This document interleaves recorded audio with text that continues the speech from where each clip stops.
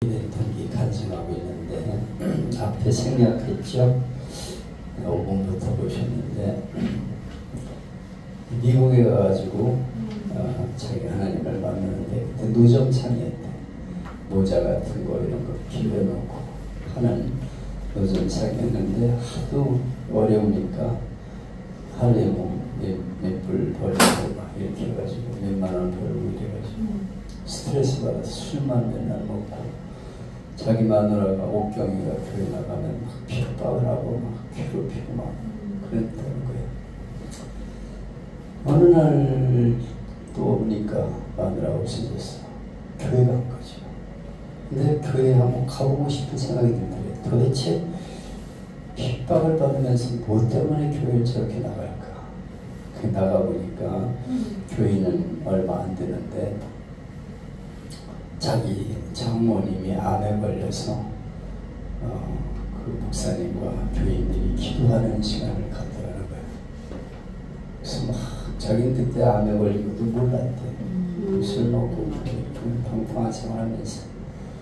근데 거기서 자기 장모님을 위해서 교인들이 간절하게 목사님한테 기도하는 걸 보고 감동받아가지고 그때부터 교회를 나가게 되었다. 그러면서 자기가 이제 예수 믿고 달라진 거, 술 끊고 담배 끊고 자기가 다른데 네임없이 피우고 뭐 술 그냥 뭐 계속 주택으로 먹었는데 몸매가 달라지고 건강이 좋아졌다.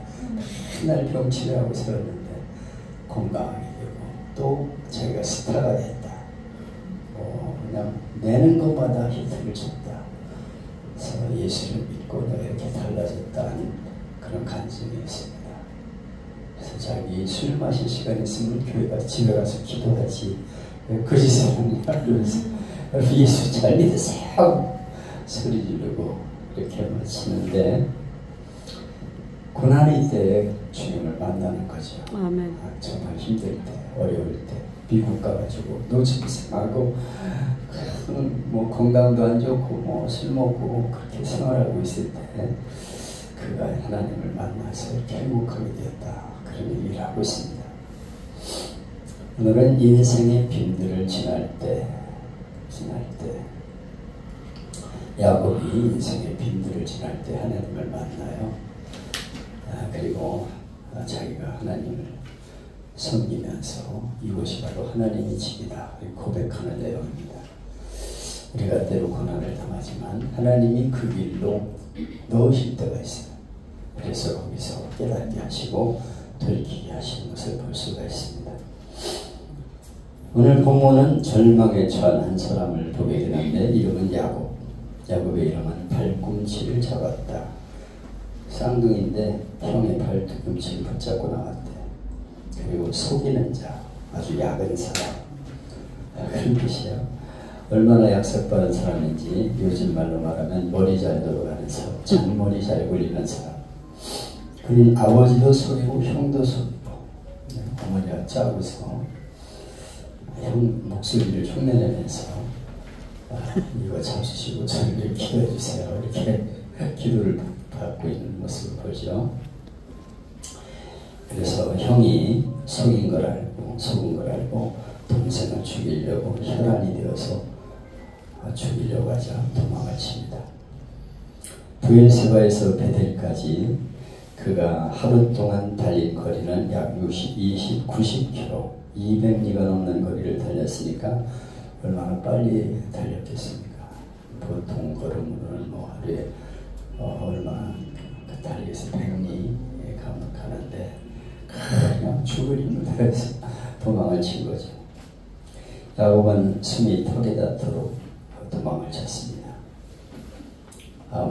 걱정이 되어서 안절부절 못하는 어머니와 작별 인사도 못하고 늙은 아버지에게 감사 인사도 드리지 못하고 도망을 쳤습니다. 예수는 허를 자수기 때문에 사정거리에서 들어오기 전에 도망을 쳐야 하는 긴박한 상황이 되었죠. 오늘 28장에 보면 한 곳에 이르러 해가 졌다.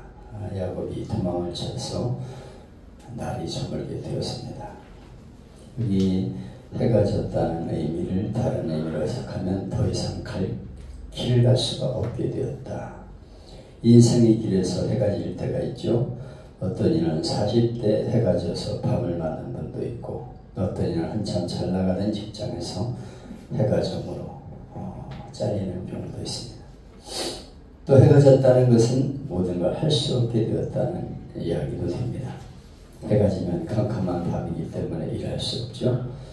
잘 나가던 이가 갑자기 폐암 진단을 받고 활동하던 일에서 중도 하차되는 경우도 있습니다. 담배도 피운 일이 없는데 웬일입니까?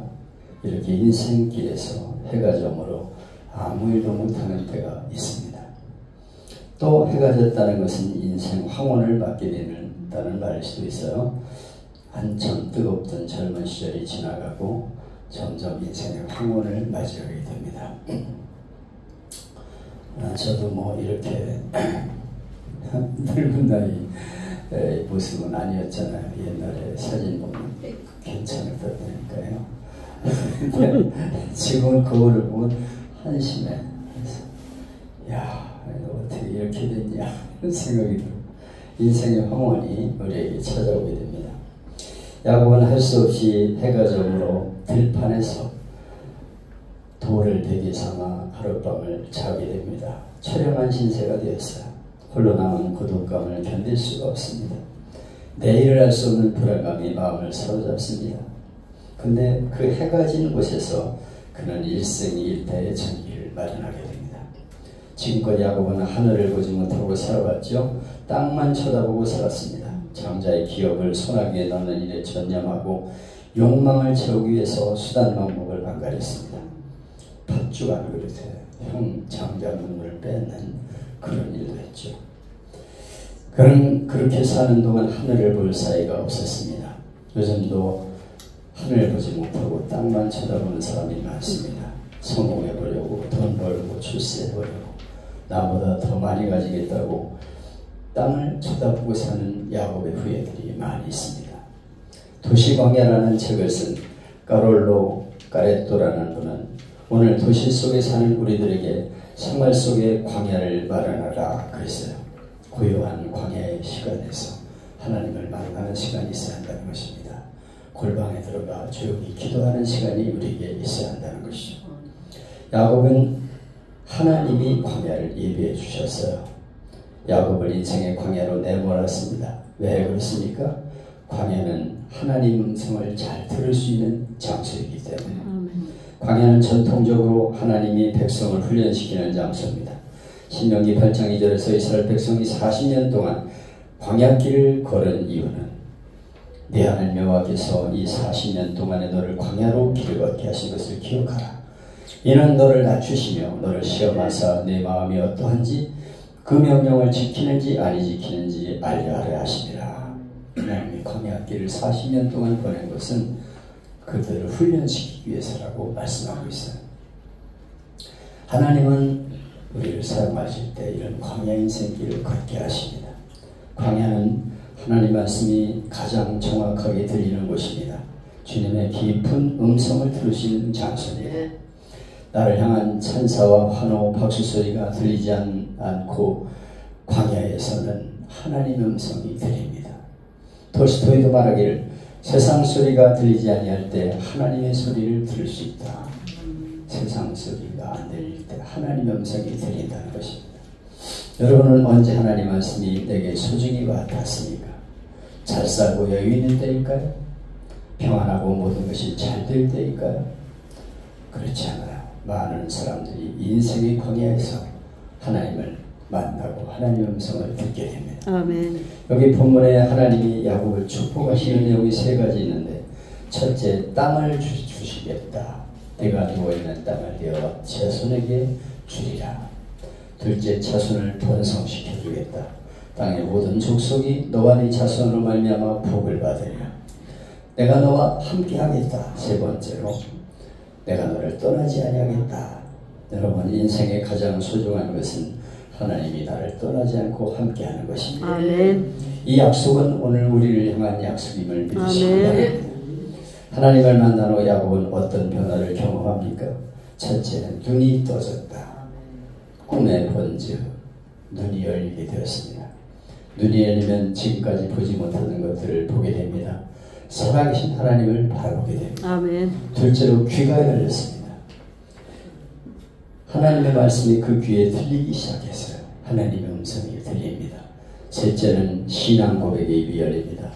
그는 이렇게 고백합니다. 야곱이 잠에서 깨어 이르되 여호와께서 과연 여기 계시거늘 내가 알지 못하였도다. 신학자들은 이 순간을 영적 각성의 순간이라고 부릅니다. 그는 아침에 일찍 일어나 베었던 돌베개를 세우고 기름을 붓고 소리 지릅니다. 와, 여기가 베델이구나. 베델, 하나님의 집. 여기가 바로 하나님의 집이었구나. 아멘. 이 빈들이 바로 하나님이 계신 집이구나 하는 것을 깨닫게 되었습니다. 여러분, 오늘 우리가 깨닫게 되는 것은 무엇입니까? 우리가 평안하게 사는 것만이 복이 아니라는 것입니다. 사업 잘 되고 형통한 것만이 복이 아닙니다. 영적으로 오히려 어렵고 힘든 때, 이런 것이 있을 때 복을 받습니다. 야곱은 몰랐지만 숨이 턱에 닿도록 도망치고 광야에 홀로 누워 고독한 중에 돌베개를 베고 잠든 것이 하나님의 축복이었습니다. 하나님의 인도하심이었습니다. 서울대 출신의 유명한 작가 한 분이 눈병으로 시력을 잃게 되었습니다.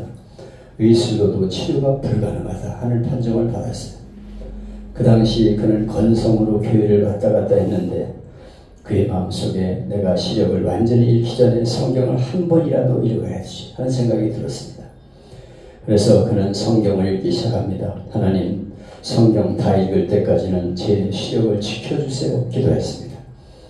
그런데 놀라운 일이 벌어졌어요. 성경을 읽는 동안 점점 눈이 밝아지더니 깨끗이 눈이 치유가 되었습니다. 아멘. 만일 그분의 시력을 잃을 위기가 없었으면 그의 영혼이 그냥 그렇게 살았을 것입니다.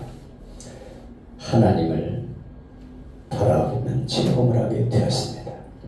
여러분, 저는 여러분의 앞길이 형통하기를 축복합니다. 아멘. 그러나 어려운 역경을 만나고 어려운 상황이 있어도 낙심하지 마시기를 바랍니다. 아멘. 바로 그때 하나님이 더 가까이 다가오시고 아멘. 은혜를 주시고 내 앞길을 열어주심을 믿으시기를 바랍니다. 아멘. 오늘 어려운 중에 있습니까?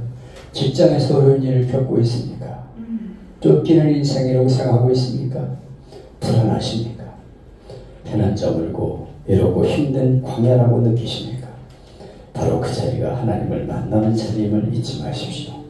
인생의 광야에서 야곱처럼 하나님을 만나 하나님이 바로 여기 계시구나, 나와 함께 하시는구나, 이렇게 간증하는 축복의 주인공들이 되시기를 축복합니다. 아멘.